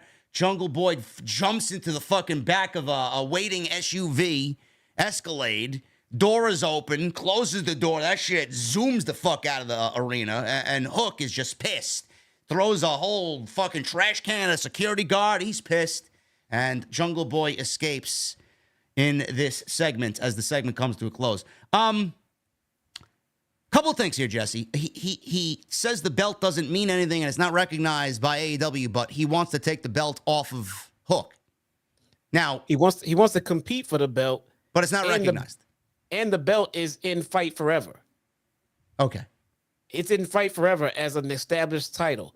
There's a section you go to champions, and the listed champions as they made the game are all holding titles, and Ricky Starks is the FTW champion on the game. Yeah. But it's not a recognizable. These two are getting ready to fight for it. It's in the game. Hook comes out carrying it every night. What exactly would make it a recognizable title as opposed to what it is now? Why does he want that? Well, he said he wants the title to take the title away from the family, right? Because it means something to Taz and his family. Fine. Right. But you just said it wasn't a recognizable title. It's not recognized as an official title by AEW, but you want to win it. Yeah, meanwhile, yeah, it does make sense. Meanwhile, we all know that Jungle Boy and his lust for championships is the reason why he turned heel here. But yeah. It makes sense, yeah, you know. That I guess it's not a recognizable title, but I know you love it, so I want to take it from you. Yeah. Okay, fine. But what would the title be getting if it was a recognized title versus what it's not getting now? Because they seem to recognize it as a full-blown title. Yeah. What is what happens if they recognize it? Are they going to put it in the game? They did that. Are they going to have people compete for it on TV? They're doing that. I don't know. I don't know. I don't know why this is a thing on TV. It's just it's a title. I guess it's a title. It is no different from any other. If it's on TV and it's recognized in the fucking graphic when Hook comes out, it's a fucking title. It's a title. Yeah, it's literally a title. Now, what did you think of Jungle Boy's? What's the word I'm looking for? What'd you think of his delivery? What'd you think of his cadence tonight? I think his cadence was way better than it was as a babyface. Yeah. I think he sounds a little bit more comfortable. Yeah. He didn't sound great, but this will come with time. He already seems more comfortable in the heel role. And it's easier to cut a heel promo than it is a babyface promo. Yeah. But nonetheless, you can tell the time that he spent working on this stuff has come around full circle, because he does sound better and more comfortable with a microphone. But it does feel like they just turned him from Jungle Boy to Jungle Pussy. I could see that. We'll get back to that in a second. We'll get back to that point in a second. Do we now just abolish Jungle Boy? Is he now Jack Perry? Is he going to go by some other nickname? I know a lot of people in the community were like, Hollywood Jack Perry came out with the sunglasses looking like a fucking rock star prick. I mean, I know a lot of people were like, yeah, he should definitely go Hollywood. He should definitely give off that vibe, that cocky bravado. Maybe pair Anna Jay with him and, you know, get them together as a tandem, kind of add to the act. I think that would be a great role for her, and they could play off their real-life relationship and really get heat. Yeah. But then I think about that, Jesse, and I'm like, well, that didn't work for Tay and Sammy, so I don't really want to do that same thing with Jungle Boy and have it be forced. Oh, that's what we're getting, bro. that's what we're getting. You can get used to that, but it'll be fine because they're both gonna be heels. Tay and Sammy tried doing it as babyface, and then it failed miserably. Yeah. So they turned him heel, and it was much more palatable. Yeah. I think that Jungle Boy himself needs to come out and outwardly abolish and get rid of the term Jungle Boy. Like, he hates it to so much to the point the crowd chants Jungle Boy at him and it pisses him off. Yeah. It's like the Ass Boys type deal. You know, he hates it. I don't want anybody else to ever fucking call me Jungle Boy again. I hate it. I want to be called, I think Hollywood Perry is actually a really good title, but insert this new moniker here. And now every time that he wants to get in legitimate heat, they can chant, you know, Jungle Boy at him and he can react to it. It pisses him off. Don't do that. I think that'll be a fantastic idea. Is this promo, the one that Jack Perry cut tonight, was it enough to explain his actions on Hook coming out of Forbidden Door? I think it was, personally, I think it was just barely enough. I would have liked a little bit more of an elaborate explanation from Jack Perry. He gave us what he gave us tonight, and then he threw the cherry on top, Jesse, and basically blamed the fans. It's you guys, it's not me. You turn your back on me. And it's the typical, you know, Vince fucking turning someone into a heel coming out of a babyface role. It's the fans. Fuck the fans. Blame the fans. It's their fault. You know, is that enough? Yeah, no, I think this term was fine for him. We're not looking for an Oscar performance from Jack Perry here. He just needed to attack someone that the fans really, really love. Hook, good. They needed to make it a reasonable, logical point. Well, he's been looking for gold. He can't get it. And this little entitled fucking jerk running around, you know, gets a title just because his dad gave it to him. Fuck this guy. Yeah. He's getting cheers. I can't get a fucking title. Fuck this guy. I want his. I'm taking your fucking title. How you like that, asshole? Yeah. I like the story behind it. I like the explanation. It doesn't have to be in depth. You know, just make it meaningful. He's going to turn on his best friend because he's so frustrated that he can't get that big win every time he comes up short. And this guy's walking around with a fucking title. Fuck this guy. So I like the turn. The turn for me checked all the boxes. Did you turn on someone that people love? Yes. Did you have a valid reason? Yes. Yeah. Okay, let's do it. Yeah, it's going to be interesting to see how they follow this up. Clearly, he's going to need new theme music. He's going to need new ring attire. He can't wear those fucking little jungle tassels he's got on his tights anymore. I mean, they got to abolish. What he's got for him. Yeah, it's going to be crazy. So it's very interesting to see how they're going to handle this Jungle Boy, Jack Perry, I guess, transition from Jungle Boy to Jungle Man or Hollywood or Rockstar or whatever they do with him. But it's going to be very interesting. I trust Tony Khan. Tony Khan loves Jungle Boy. I think Jungle Boy's got a ton of potential. And I do think, Jesse, I do agree with you. He definitely fits a lot more comfortably in this role. He just comes off a little bit more natural than he does as a babyface. So we'll see. Yeah, and that could be a product of starting off as a babyface, rough around the edges, not great in the mic. They gave him a few years behind it, so then when they turn him, it already feels like, oh, this is gonna be easier. I'm trying to get fans to cheer you is way harder than getting them to boo you. That's easy. Yeah, you know, they took that route tonight. Your city sucks. Yeah, this is great.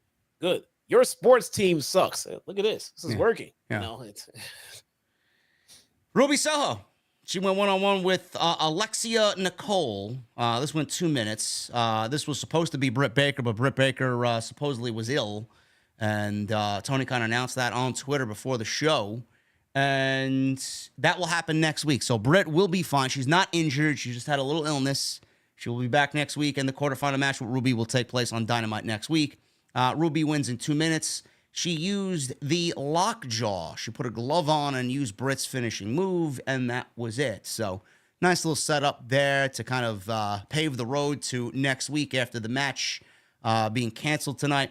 Afterwards, the Outcasts spray-painted Nicole with a big L, rolled her out of the ring, and Soho thanked the fans for making Baker sick because they live in a filthy, germ-ridden country that Baker was in, and she got sick from the Canadians.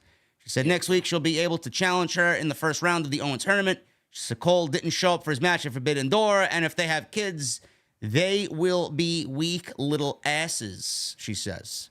She said Baker once told her she didn't know who she was, but she loves who she is now. She said Baker is a shell of her former self, and she basically ended the promo on that. So I enjoyed this promo from Ruby. Very simple, very straightforward, to the point about next week's match after it was canceled tonight. And I don't know who wins that, Jesse. I mean, does Britt need it? Does Britt win? Do we get Ruby winning to further this feud? I don't know. I mean, at this point, I don't even really care, honestly. I don't fucking care. I would love to have Britt Baker and the Outcasts put on separate fucking shows, just like Punk and the Elite. Just get them away from each other, please. One would think that the only women you have in the company are these three: Britt Baker and Jamie Hayter. That's it. Sarit Mohanty says, and I don't even know why I read the chat, honestly. 2-minute match in AEW, but JD will only blame WWE when they hold 2-minute matches. Do you want to see Ruby Soho wrestle Alexi and Nicole for 10 minutes? Do you? No. I mean, this is not some fucking... WWE does Ricochet in 2-minute matches. Ciampa in 2-minute matches. I mean, what do you want me to complain about? This was supposed to be Britt and Ruby. This wasn't going to go 2 minutes if it was the scheduled match that was tonight. That was supposed to be tonight. This was a fill-in because they couldn't come up with anything last minute. Tony Khan announced Britt was ill during the show. You fucking kidding me? Jesus fucking Christ, does anybody have a brain cell? Anyway, man, yeah. God. These women have faced each other. Yeah, I tell you, Way man, too Sarit, much. if you weren't a member, man, you'd be out of here. He's a member too. Oh my God. Anyway, a little side note here. I was told today about I'm a big one of my guilty pleasures musically is Papa Roach. Not really my type of music. I'm more of a progressive metal, power metal, fucking thrash metal type of guy. But I enjoy a good Papa Roach album here and there. And Last Resort is their big hit, right? From all those years ago. And Soraya's boyfriend, Ronnie Radke, did an instrumental cover, piano cover, with his voice. He sung Last Resort, reimagined. It was fantastic. I heard it for the first time today. I'm like, what the fuck is this, man? I was expecting some guitar to come in. This guy fucking piano, bro. Orchestra. He's singing it. It was fucking one of the best covers I've ever heard. He sang an instrumental song? Yeah, on piano. Yeah, it was solo. It was a solo performance. How do you sing? No, the song is not instrumental. The Last Resort's not instrumental, but it's, you know, he had an orchestra and he had a piano and it was unplugged. I guess so. If that's what you want to call it, yeah. It was, if he's singing, it's not a fucking instrumental. Whatever. Pardon my. It's acoustic. He was unplugged. Solo performance. All right. Yeah. Sounds fucking talented, man. No, I didn't know he could sing like that. Honestly.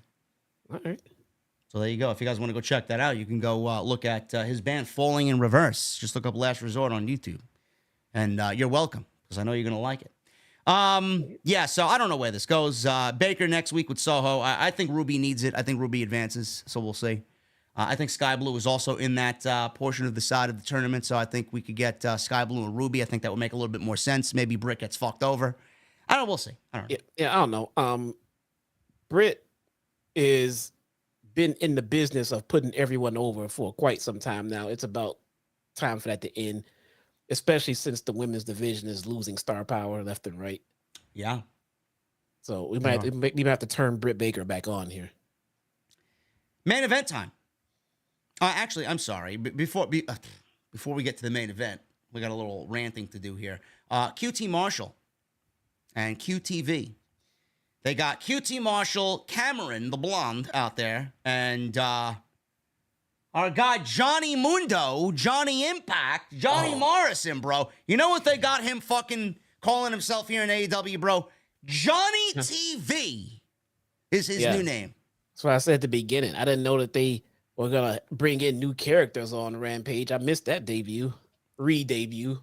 Man, Johnny TV sounds like somebody that's going to be on the marquee main event slot, man. Holy shit. Who came up with this garbage? Was it their new creative coordinator? Bro, I got a couple of choice words for him, if that's the case. Morrison, Morrison makes up his own fucking names. He probably didn't want to be Johnny Elite anymore. I mean, it's probably too close to they have an elite crew. So what do you call him? Johnny Wrestling? There's already a Johnny Wrestling.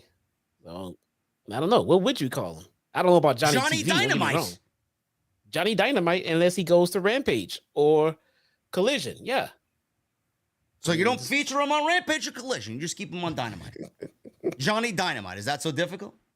Nah, I guess not. Did they bring him in with a valet or some shit? They brought him in to place him in QTV, bros. Can you believe this? His wife is there. So what? Why would he be with a? Yeah, Johnny Mid. Yeah, Johnny DOA. Wait a minute, the guy can go. Why are we already burying him? Johnny can go. What are we doing here, bro? QTV. Yeah, well, come on, man. I mean, this is so beneath Morrison. Come on now. No, I mean. Yeah, Johnny Dark. Everybody can't be in the main event with Okada, man. Sorry. Johnny Nitro. Yeah, Johnny Nitro. Johnny Nitro. Yeah, Nitro. Bring back Nitro. Yeah. I don't know, man. Nitro would have been good. Johnny Collision. Yeah, you'd hold him to a show. Anyway, don't like it. It's beneath him. I think they could do better with him, but, whatever the fuck they got going on with him, I guess it fits his, he's a reality TV superstar. Wasn't he in a movie or some reality show or something like that? I don't know. He was in a movie. He was in like a B movie, something like that. There you go. Johnny TV. There you go. I would change his name for every show. He's Johnny Dynamite, then he's Johnny Rampage, then he's Johnny Collision. Issa's in the chat. She says Johnny Marshall. Marshall. Where do we get Marshall from? Who's Marshall, Issa? Marshall. Johnny Marshall, QT Marshall? I guess. I don't know. Oh, QT Marshall? Oh, no. No. So they replaced Hobbs. They replaced Hobbs because they think Hobbs is fucking beneath this shit too. Only replace him with somebody who's also beneath this shit. Above this shit. Right, he's above this. He's above this. So this is beneath him, definitely. This is fucking awful. Yeah. Come on. I'm glad they did low-key get Hobbs out of there, though. Yeah. Hobbs needs to win the tournament. Then we'll get the ball rolling there. So if we're gonna replace Hobbs with, Morrison, okay, fine. Get Hobbs out. Let's work on Hobbs. What's next? Melina coming on in. Let's bring back Melina and get the old crew back together, man. Eminem. Anyway, it was sarcasm, Jesse. QT Marshall says it was sarcasm. I didn't even know. I didn't even get the QT Marshall part. I just thought what did Marshall? Pardon him, Issa. He hates Larry. He hates cute dogs. Don't mind him. I don't hate cute dogs. Larry's a cute dog. I hate Larry, but I don't hate cute dogs. Listen, man, you can't be speaking that way, man. Punk is probably watching the show, maybe. Punk knows his dog is ugly. If you have an ugly kid and you're a parent, no parent goes around saying my kid's pretty ugly. You're gonna say your kid's gorgeous because it's your kid. You're supposed to. Punk is supposed to say Larry is adorable, but we know that fucking dog. Okay, so let's move on. Move on. I don't know, man. Punk loves that dog, man. That dog is fucking. He's the apple of Punk's eye, man. I seriously think he loved that dog more than April, man. I'm not even joking. Listen, he probably loves that dog more than a lot of people. Never mind April. Sting and Darby versus Chris Jericho, the Painmaker Chris Jericho and Sammy Guevara. This was a Texas Tornado tag team match coming out of the post-show media scrum from Forbidden Door. And this was better than what we got at Forbidden Door. I thought the Forbidden Door match was trash. But I do have one request here. Can we not have Sting climb ladders or up to anything or anything, high places or anything, and jump off of them thinking that he's fucking 30 years younger than he is? Anything. Like, that was legitimately scary. The show ended for me at that spot. I don't know what the fuck happened after that. I don't know why Tony Khan allows this shit to happen. I mean, I get he wants to go out in a blaze of glory. I get that he wants to fucking defy the odds in his last year of professional wrestling, in the last year of his professional wrestling career. But that doesn't mean he's got to fucking break his head. Now they're trying to glue his chin back together at this point. I mean, it was wild. Texas Tornado matches are usually wild. It was fun. It continues the Jericho and Sting feud, which I'm assuming we'll get at All In, continuing to All In.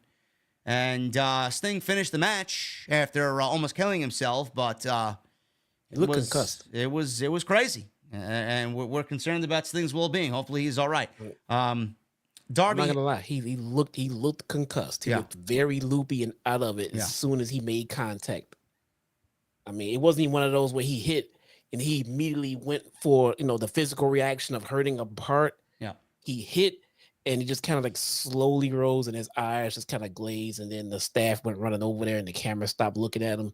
Then they showed the replay about 13 times. Like, stop showing this. Oh, bro, please. Doc Samson went right over there, man. He was fucking Oh on. He was right there kneeling down next to him. Allen hit a shotgun dropkick on Guevara right away. Jericho smacked Sting in the arm with Floyd the Bat. Sting and Jericho then jousted with their bats until Allen came back into the ring. Sting hit a Stinger splash. Guevara laid out Allen with a top rope cutter, and Guevara Jericho then put the boots to Sting. Guevara all of a sudden goes underneath the ring, brings a ladder into play. Allen was launched into the ring steps that were set up. This was fucking crazy. They Irish whipped him, Jesse, into the steel steps against the barricade. He flipped over the barricade and hit the small of his back. He literally flipped over the barricade, and the small of his back hit the top of the barricade. I'm like, holy shit. Yeah, I mean, you want to end your fucking stairs. bro. I'll never forget. I'm watching the fucking casket match with Undertaker and Shawn Michaels, and Shawn Michaels' back hit the casket the same way Allen's back hit the barricade tonight. I'm like, that's what fucking kept Shawn Michaels out for 5 years. That's exactly what happened. Yeah, he went over the. I don't know how they did that. He went over the stairs, and then over the barricade. In like two motions. I forgot how he fucking did it. But he went over the barricade and the stairs and landed on the small of his back. And you're right. The same way that Shawn landed on the edge of that casket. I remember that. I watched that spot over and over and over again. Ridiculous. So at this point, he's in the crowd. And Guevara, he was teaming with Jericho here to double team Sting. So Allen, he gets back in. He wipes out Guevara with a coffin drop. Thankfully, he was okay. Sting and Allen set up multiple tables. Allen got the ladder in position, and the tables at this point were way too far away for whatever they were planning to do. Sammy would have made it, or Darby would have made it, but Sting, no. The tables were quite a ways away. So Allen climbed the ladder. He was going to jump on the tables onto Sammy. Sting climbed up as well, so we got Darby on one end and Sting on the other, and Sting was telling Darby, I got it. So Darby comes down, Sting stays up, and Sting leapt from the ladder and splashed Guevara. Two tables were set up side by side. Sammy was on the first table. The other table was empty. And Sting, Jesse, he barely made the first table. He completely missed the second table. And the way that I saw it, I had to rewind it a couple of times. It looked like Sting's face hit the fucking edge of the table, but it looks like Sammy's leg maybe was in the way to block most of the blow, but Sting still ended up hitting his face on the fucking table, and the momentum going into Sammy's leg, into the table, he ended up bleeding anyway, and it looked like he just fucking collapsed like a sack of potatoes on the outside, man. This was fucking scary. Yeah, it was. I got a tweet here from Drain Bamager. Who? Drain? Yeah, Drain Maker. I don't know. Oh, yeah. It says after Dynamite, Sting said that if he knocked a tooth out and needs stitches in his lip, it was worth it to do it tonight. He thanked Tony Khan for allowing him to do it. He also praised Darby Allin and said if he didn't have Darby by his side, he couldn't have come this far in AEW. Well, there you go. That's a massive fucking heap of praise there for Darby Allin. Holy shit. So it looks like he potentially lost a tooth. Maybe. I mean, listen, man, if you're Tony Khan, you're going to tell Sting no? If Sting wants to do something, is Tony Khan going to tell him no? He could. He's the boss. He pays the fucking paychecks. The answer is yes. You asked a good question, and my answer is yes. Yeah, yes. Now, look, if this is a spot that you want to do, Steve, I get it. Let's set up your final match. Let's set up a big high-profile match. Whatever you want to do, who you pick your opponent. If they're on board, let's do it. We'll save that spot for that match, okay? At a pay-per-view. All right. And we won't do it on TV on a whim. No, fuck that. And we'll make sure everything is in place. Make sure you're safe. We'll test it and we'll test it. We'll test it to make sure you're okay. The answer is no, Steve. We'll do it at a pay-per-view when we have time to make sure everything is all right for you. Yeah, maybe the table shouldn't be fucking that distance away. Maybe if they were moved another, I don't know, what would you say, Jesse? Another 3 feet towards the ring? It just need to be closer. His legs they didn't give him enough 2 juice. feet? He fell short, man. Yeah. Anyway, after that spot, face first, sternum first, it looked bad. Wherever he hit, it looked bad. He ended up bleeding from the mouth. Allen wiped out Jericho on the opposite side of the ring with a dive, back inside, dropped in with a skateboard off the top to the back. Jericho sidestepped Allen. He crashed face first into a ladder. Jericho followed by dropping the ladder onto Darby's back. Darby then reversed a corner Irish whip, and Jericho went face first into the ladder. He busted Jericho open off that. Allen tried for coffin splash or coffin drop, but Jericho popped him in the back with the skateboard. A Judas effect sent Darby to the floor. Sting, all of a sudden, came to from the table spot, tried a scorpion death drop, but Jericho countered into the walls. Sting crawled to the bat in the corner, took the bat, hit Jericho in the head with it from the walls of Jericho position. He hit a Stinger splash when he got to his feet, and he went for another, but Jericho hit a code breaker as Sting leapt for another Stinger splash. He gets right back up. Sting ducked the Judas effect. Scorpion death drop. He goes for cover. He gets a near fall. Jericho leapt for a drop kick, but Sting caught him in another submission here. Scorpion death lock for a 1, 2, 3 tap out. Goodbye. That was it. And Sting taps out the Painmaker on Dynamite as the show hurriedly gets off the air, and Excalibur's pushing fight forever, download it now, available tomorrow. And Dynamite's over. Yeah. The game came out today. How does everybody not know this? Yeah, so if you pre-order, yeah. Asshole should have pre-ordered. Anyway, man, Dynamite was very lackluster for a follow-up show for a major pay-per-view like Forbidden Door, man. I get what you said before, but still, I mean, this was a completely irrelevant show. It will be forgotten. It's already forgotten, honestly. I would rather forget it. But, a couple of newsworthy things. We got Blood and Guts. We got Sting almost killing himself. We got the nice little interaction with MJF and Adam Cole. We got the heel turn from Jungle Boy, or Jack Perry now. He kind of solidified that, gave us a little bit of an explanation, some decent in-ring action, got the Elite and the Dark Order. I mean, it wasn't a bad show. It's just basically zero happened of importance leading to any storyline progression. Pretty much, man. I don't expect these shows every week from AEW. I really don't. Yeah. And again, you don't have to have a banger every week. This is fine. This was not a bad show. It was just uneventful. It was just there. Some interesting stuff happened. Sting almost died. We got our explanation.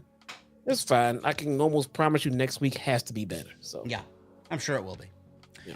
Anyway, guys, we're about to get into the super chat portion of the show. If you don't mind, I would love if you guys hit that thumbs up, man. I've been looking at sub 500 likes all stream. What the fuck is wrong with you guys? Man. Yeah, we need that number up to at least 700. Give me a break. Come on. Make sure you guys hit that thumbs up. Super chats are open. Get them on in. It's last call. Follow me on social media at JD from NY206, Twitter, Instagram, TikTok, and Cameo. Hit that subscribe button down below. Turn the bell for notifications. And go check out all the other content on the channel. There is so much content. You should be preoccupied for quite a bit with all the content on the homepage. Go and check all that stuff out. Let's get into these and then get the hell out of here. Joseph Taylor with a $9 super chat. It says two things. Jesse, Drake or Jay-Z? And your guys' favorite Money in the Bank ladder match? My favorite is WrestleMania 23 Money in the Bank ladder match. When you said Drake or whatever you said next was going to be the winner. And then you said Jay-Z. So I was, okay. Drake versus one of the Kings. Yeah, you could have stopped at or, right? I can't stand Drake, man.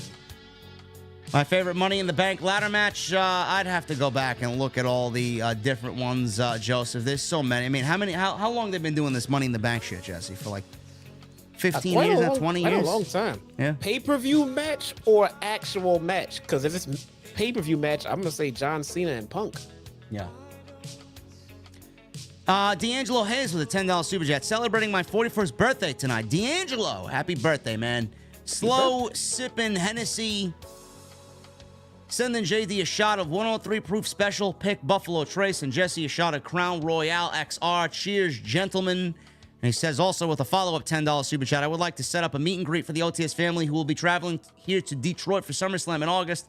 We have a lot of nice breweries here in the Metro Detroit and downtown area. So if you guys are in Detroit, man, hit up D'Angelo. And D'Angelo, happy birthday, brother. Happy 41st, man. That's a big one. Tony Brown with a $4.99. Gentlemen, I saw edible pie. Ew. Says man. Tony Brown. Ew, man. Tony Brown. Gotta love I'm going to Tony have Brown. a bunch of stitches in my lip and a tooth that seems halfway knocked out, and it was worth it to be right there. Thank you, Tony Khan. Official quote from Sting. There you go. Michelle Moran with a $5 super chat. Feels like Sting, Darby versus Jericho, Sammy will last it all out. And with Darby paired with OC in the tag tournament, is TK setting them up to win it? I mean, I don't think FTR is going to lose those titles anytime soon. No, no reason for them to. Tone C with I'm sorry. On that, let me pause for a second. I'm sorry, man. On that, FTR is not even doing anything with the tag titles. No. They could have left them on the fucking Gun Club. They could have. And when FTR was done dealing with the Punk situation and shit like that, they could have easily booked that match and given them the titles. They didn't have to get them right away. Yeah. I don't know, man. If we get the match that we want, I mean, the titles aren't really going to be a thing, so. Nobody cares. Tone C with a $5 super chat. OTS acknowledged my 4-month milestone. It got lost in the mix last night, but no biggie. Gone by faster than Jungle Boy through the crowd. OTS for life. Tone C, listen, man. Jesse can attest to this. Sometimes the memberships do not come through, man. And we read everything on TNT last night. It did not come through. Yeah. But nonetheless. There you go, Tone C. Thank you for your 4 months, brother. Happy to have you here. Phil with a $4.99. I can't wait till July 19th, guys. I'll be going to Blood and Guts. The Elite and BCC will tear the house down. Hope all is well. Stay safe. And OTS for life. I'm looking forward to it as well, man. Blood and Guts usually is a banger of a Dynamite, for sure. One and only for the $4.99. Do you think after Forbidden Door, Triple H will try to top it with Money in the Bank? Or is there just no chance in hell, pal? Why are we assuming Triple H is in charge? Chief content creator, bro. I mean, it's Vince's show. One and only. Triple H does not run creative. Brian the Dean with a 14 months. Sorry, JD. Dynamite was a good show. My fatigue comes from a 2-week vacation I took. Tonight was a nice reprieve. Brian the Dean, first of all, thank you for 14 months. Secondly, I thought it was it was not a bad show, but it wasn't a bad show. We never said it wasn't a good show. I mean, it wasn't a bad show. It's just a very unimportant show. Jason Bark with a $5 super chat. It was an okay night. Jungle Boy had a push too hard promo, but love his line about banging Anna Jay. I mean, if I was banging Anna Jay, I'd fucking throw that in a promo too. Yeah, I would have said that as a baby face. What's going on, Detroit? I'm definitely banging Anna Jay. Yeah. Jarrett Howard with a 2. Roman and Solo versus Usos needs to be a disqualification. No, it doesn't. That's how you piss people off. Maybe it is. I don't know. I mean, this secretive planned ending is going to be a DQ ending? At a pay-per-view? Kind of lame, yeah. Francis Loop with a 5, a 5, and a 10. Instead of Tony Storm versus Willow, maybe Britt Baker versus Kairi Sane would have been better fit for Forbidden Door. I mean, is Kairi Sane even still with Stardom? I don't know. I thought she was a free agent. Yeah, that's just straight favoritism. Why would Britt Baker get that spot? Yeah. I don't know. Francis Loop also. So the All In Fallout show is the same Dynamite episode of the All Out Go Home show. Maybe offer both shows as a package deal. Well, All In's going to be on Max, so they're just waiting to announce it. They can't do it yet. Oh. And Francis Loop with a 10. It seems the House of Black were babyfaces on Dynamite, but now our heels on Collision. How come when the Embassy is on Dynamite, they are not announced as the Ring of Honor 6-man World Tag Team Champions? Because we already have 6-man Tag Team Champions on AEW. Why do we need 2 6-man Tag Team Champions? Yeah, I don't even know why they have trios titles over on ROH, to be honest. Ring of Honor should stay off of AEW television. They got their own show. Hockey Nerd Fan with a $50 super chat. I attended tonight's show in Forbidden Door, but just want to say cheers to you both. Tomorrow marks my 2 years from a successful heart surgery. Tonight I'm having a liquid death armless Palmer. It's exactly what I'm having, brother. All right, as it blends into the fucking green screen because of the yellowish tone. And some Grey Goose. Nice. Blessed to have you guys. Cheers. Hockey Nerd Fan, I appreciate you, brother. All right, easy on that Grey Goose, man. Just had heart surgery, bro. Yeah, man. It's 2 years, though. 2 years, that's true. Yeah. Have a drink. Have a Have a drink, yes. Yeah. 24 with a 199. Not even Sammy's cue cards can cut a good promo. It's played out, man. I'm hoping they're trying to back off of this Sammy babyface turn. Don't force it. Yeah, don't force it. Back off. Stay course. Let it happen organically. The fans will let you know. The fans will let you know. You force it, it will not work. It will not work. Yeah, we'll see. Hopefully they don't force it. Seizure Property with a $5 super chat. JD, you should be worried my boys Pretty Deadly will beat Sammy and KO to win the tag team titles. No, they won't. Pretty Dead is more like it. Shitty Deadly is more like it. El Mase with a 10. Glenn Gilberti, who? Conan, who? Jelly Nutella, who?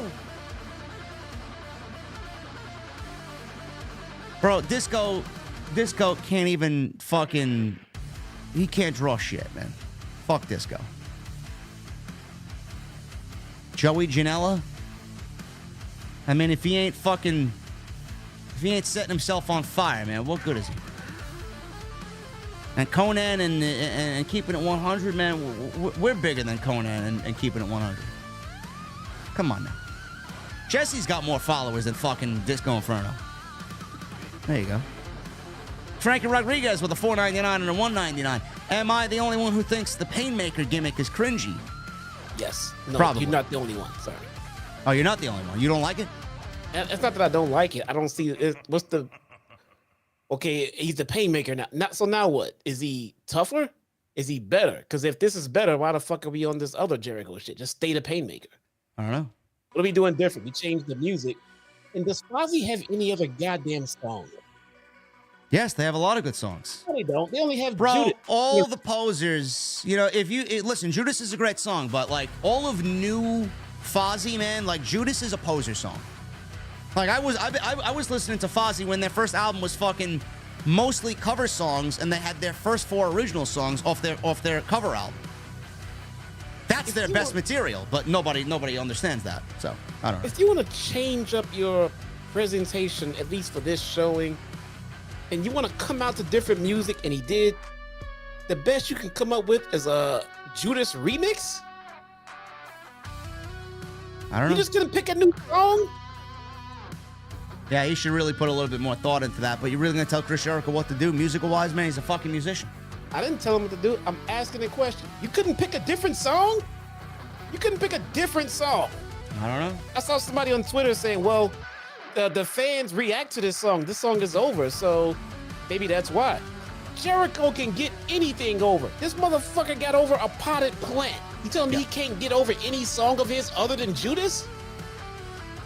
Frankie Rodriguez also says, could Hobbs get a Wardlow kind of push? Well, you don't want a Wardlow. We don't want that. We don't want a Wardlow type push, Frankie. Oh, don't want that. Nah. The opposite of what a Wardlow push is what Hobbs needs. Yes. Jarrett Howard with a 2. Roman and Solo needs to be disqualification against the Usos. I thought I just read that, but thank you. Campaign Poppy with a $4.99. I need to know. Any WWE you want to see switch over to AEW and vice versa? I want to see Wardlow. I want to see Wardlow go over to WWE. For sure. Yep. Hollywood guy with a 5. Funny thing happened to me. I mentioned Vince in a wrestling chat and I got a timeout. What a pussy. Okay. What chat would that be? And in what context did you mention Vince? That he's running creative? They need to get with the fucking program, whoever's chat that was. Triple H is not running creative. Speaking of pussy. Yeah. Jungle Boy. Yeah. This fucking guy came out and cut this impassionate heel promo and said when he gets his hands on Hook, this is what I'm gonna do to Hook. And the motherfucker literally ran straight out of the building. He got out of there, man. Hook didn't even come with a weapon. He just ran. He's a pussy already. I guess so. I don't know. My God, that was quick, man. Ulysses with a 10. I was busy playing Fight Forever during Dynamite. It's pretty fun, despite flaws. Still better than any 2K. And I realized playing, where the fuck is Santana and Ortiz? Oh, yeah? Where's the Acclaim? There you go. Nobody DLC, thought about bro. that, did they? DLC, man. Where are the Acclaim? Seize your property with a 5. It seems like JD doesn't know.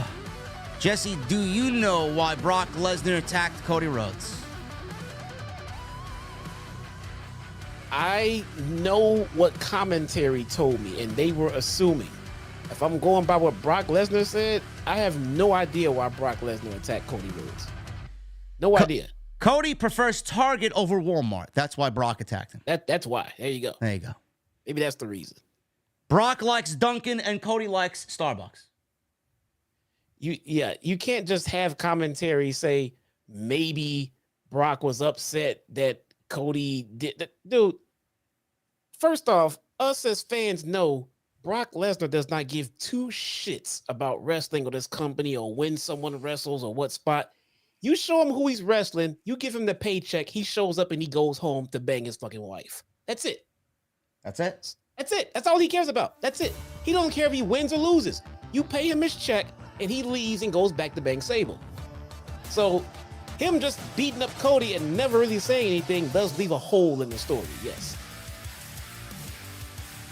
Jerry Ramey with a $50 super chat. Jerry Ramey, thank you so much, brother. With heel Jungle Boy, I'd like to see him go for an NXT Tyler Breeze or 1994 HBK so Jay can do the talking. Hope Jack wins the Mid-Atlantic belt. You mean the International Championship, right? A lot going on, man. I don't know. There's a lot going on in that $50 super chat, brother. The Mid-Atlantic title, what are we talking about? We're talking about NWA? Who has the Mid-Atlantic title?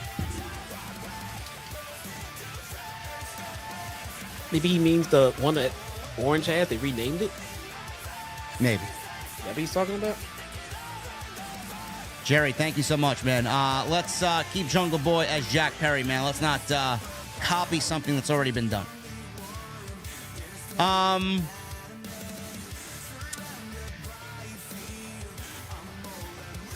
Do I attend the AEW shows? It depends on what the show is. I'll be in London with Jesse. Joseph Taylor with a $10 super chat. I've said it before and I'll say it again. Disco and Conan were relevant when they were a part of the NWO. That's great for them. Who cares? Thank you, Joseph. Campaign Poppy with a $1.99. By the way, Jesse, shout out to you. We love your presence. Thank you so much. I appreciate it. There you go. Glorious one with a $4.99. Show was kind of mid, but how are we feeling about Final Fantasy 16? I haven't played it yet. I played the demo and I enjoyed the shit out of it. If that helps. Brian Owens with 4 months. I see All In having half the card being matches like Forbidden Door with no story, and All Out would be more of the storyline matches. You may be right, Brian Owens. I mean, they got 2 months to tell stories for All In, so hopefully that's the case. Miss D. Dunham with a 99-cent super chat. She leaves a banana emoji. And she leaves another 99-cent emoji with a heart, a smiley heart eye emoji. I don't. She's trying to tell me something, Jesse. Miss D. Dunham. What is that she's trying to say, man? I don't know. Miss D. Dunham, thank you so much. She has a mouth open. Let's see. Let's break this down. This is what we do. We break stuff down and we analyze it. We critique. She's got her mouth open. For what reason does she have her mouth open, Jesse? So I just clicked on her profile and blew up her picture. Okay. Very attractive here. All right. Okay. I can roll with this. Okay. Now, yeah? Hearts, mouth open. I don't know, bro. You might have a banana, too. Don't forget the banana, bro. Bro, you might have some business to take care of here, bro. I don't know. What type of business does Miss D. Dunham want to take care of, man? I don't know, man. You might want to. Yeah, Michael Evans said she wants to see if you're like Juice Robinson, man. Oh yeah. Man, I don't know. I don't, man. I miss Juice on Wednesday nights, man. We don't know. We still don't know why he is how he is. You know. She probably wants to meet the little JD. Why don't you give it a little D, man?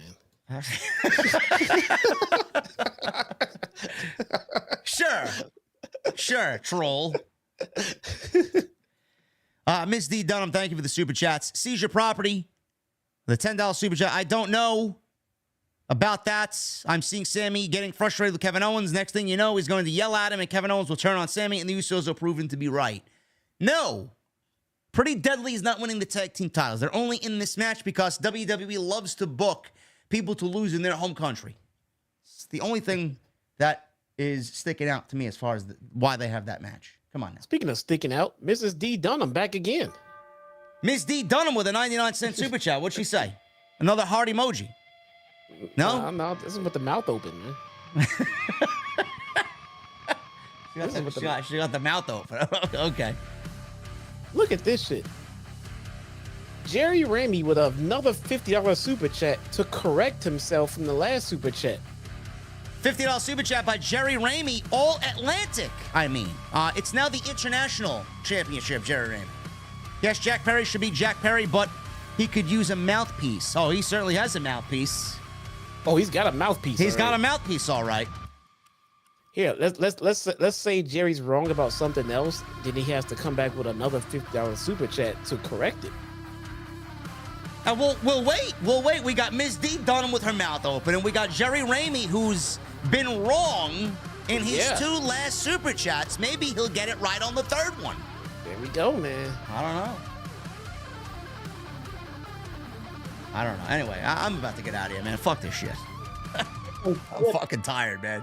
And said, what? You sat there and said something, then you was like, I didn't say that. Who? What? What'd I say? What? You said Dynamite, and then you said, no, I said Impact. Like, no, you didn't. Yeah, someone clipped that. I said Impact, bro. Really, it's right here. The internet does not lie. All right, I said Dynamite, okay? I'm fucking tired, man. I'm getting out of here. The internet never lies, bro. Fuck you guys, man. And hey, Easy L, who clipped this and sent it to me. Thank you so much. Oh, yeah. There you go. But why didn't you hit the thumbs up, bro? It's not lit up on your screen. Come on, man. Who was this?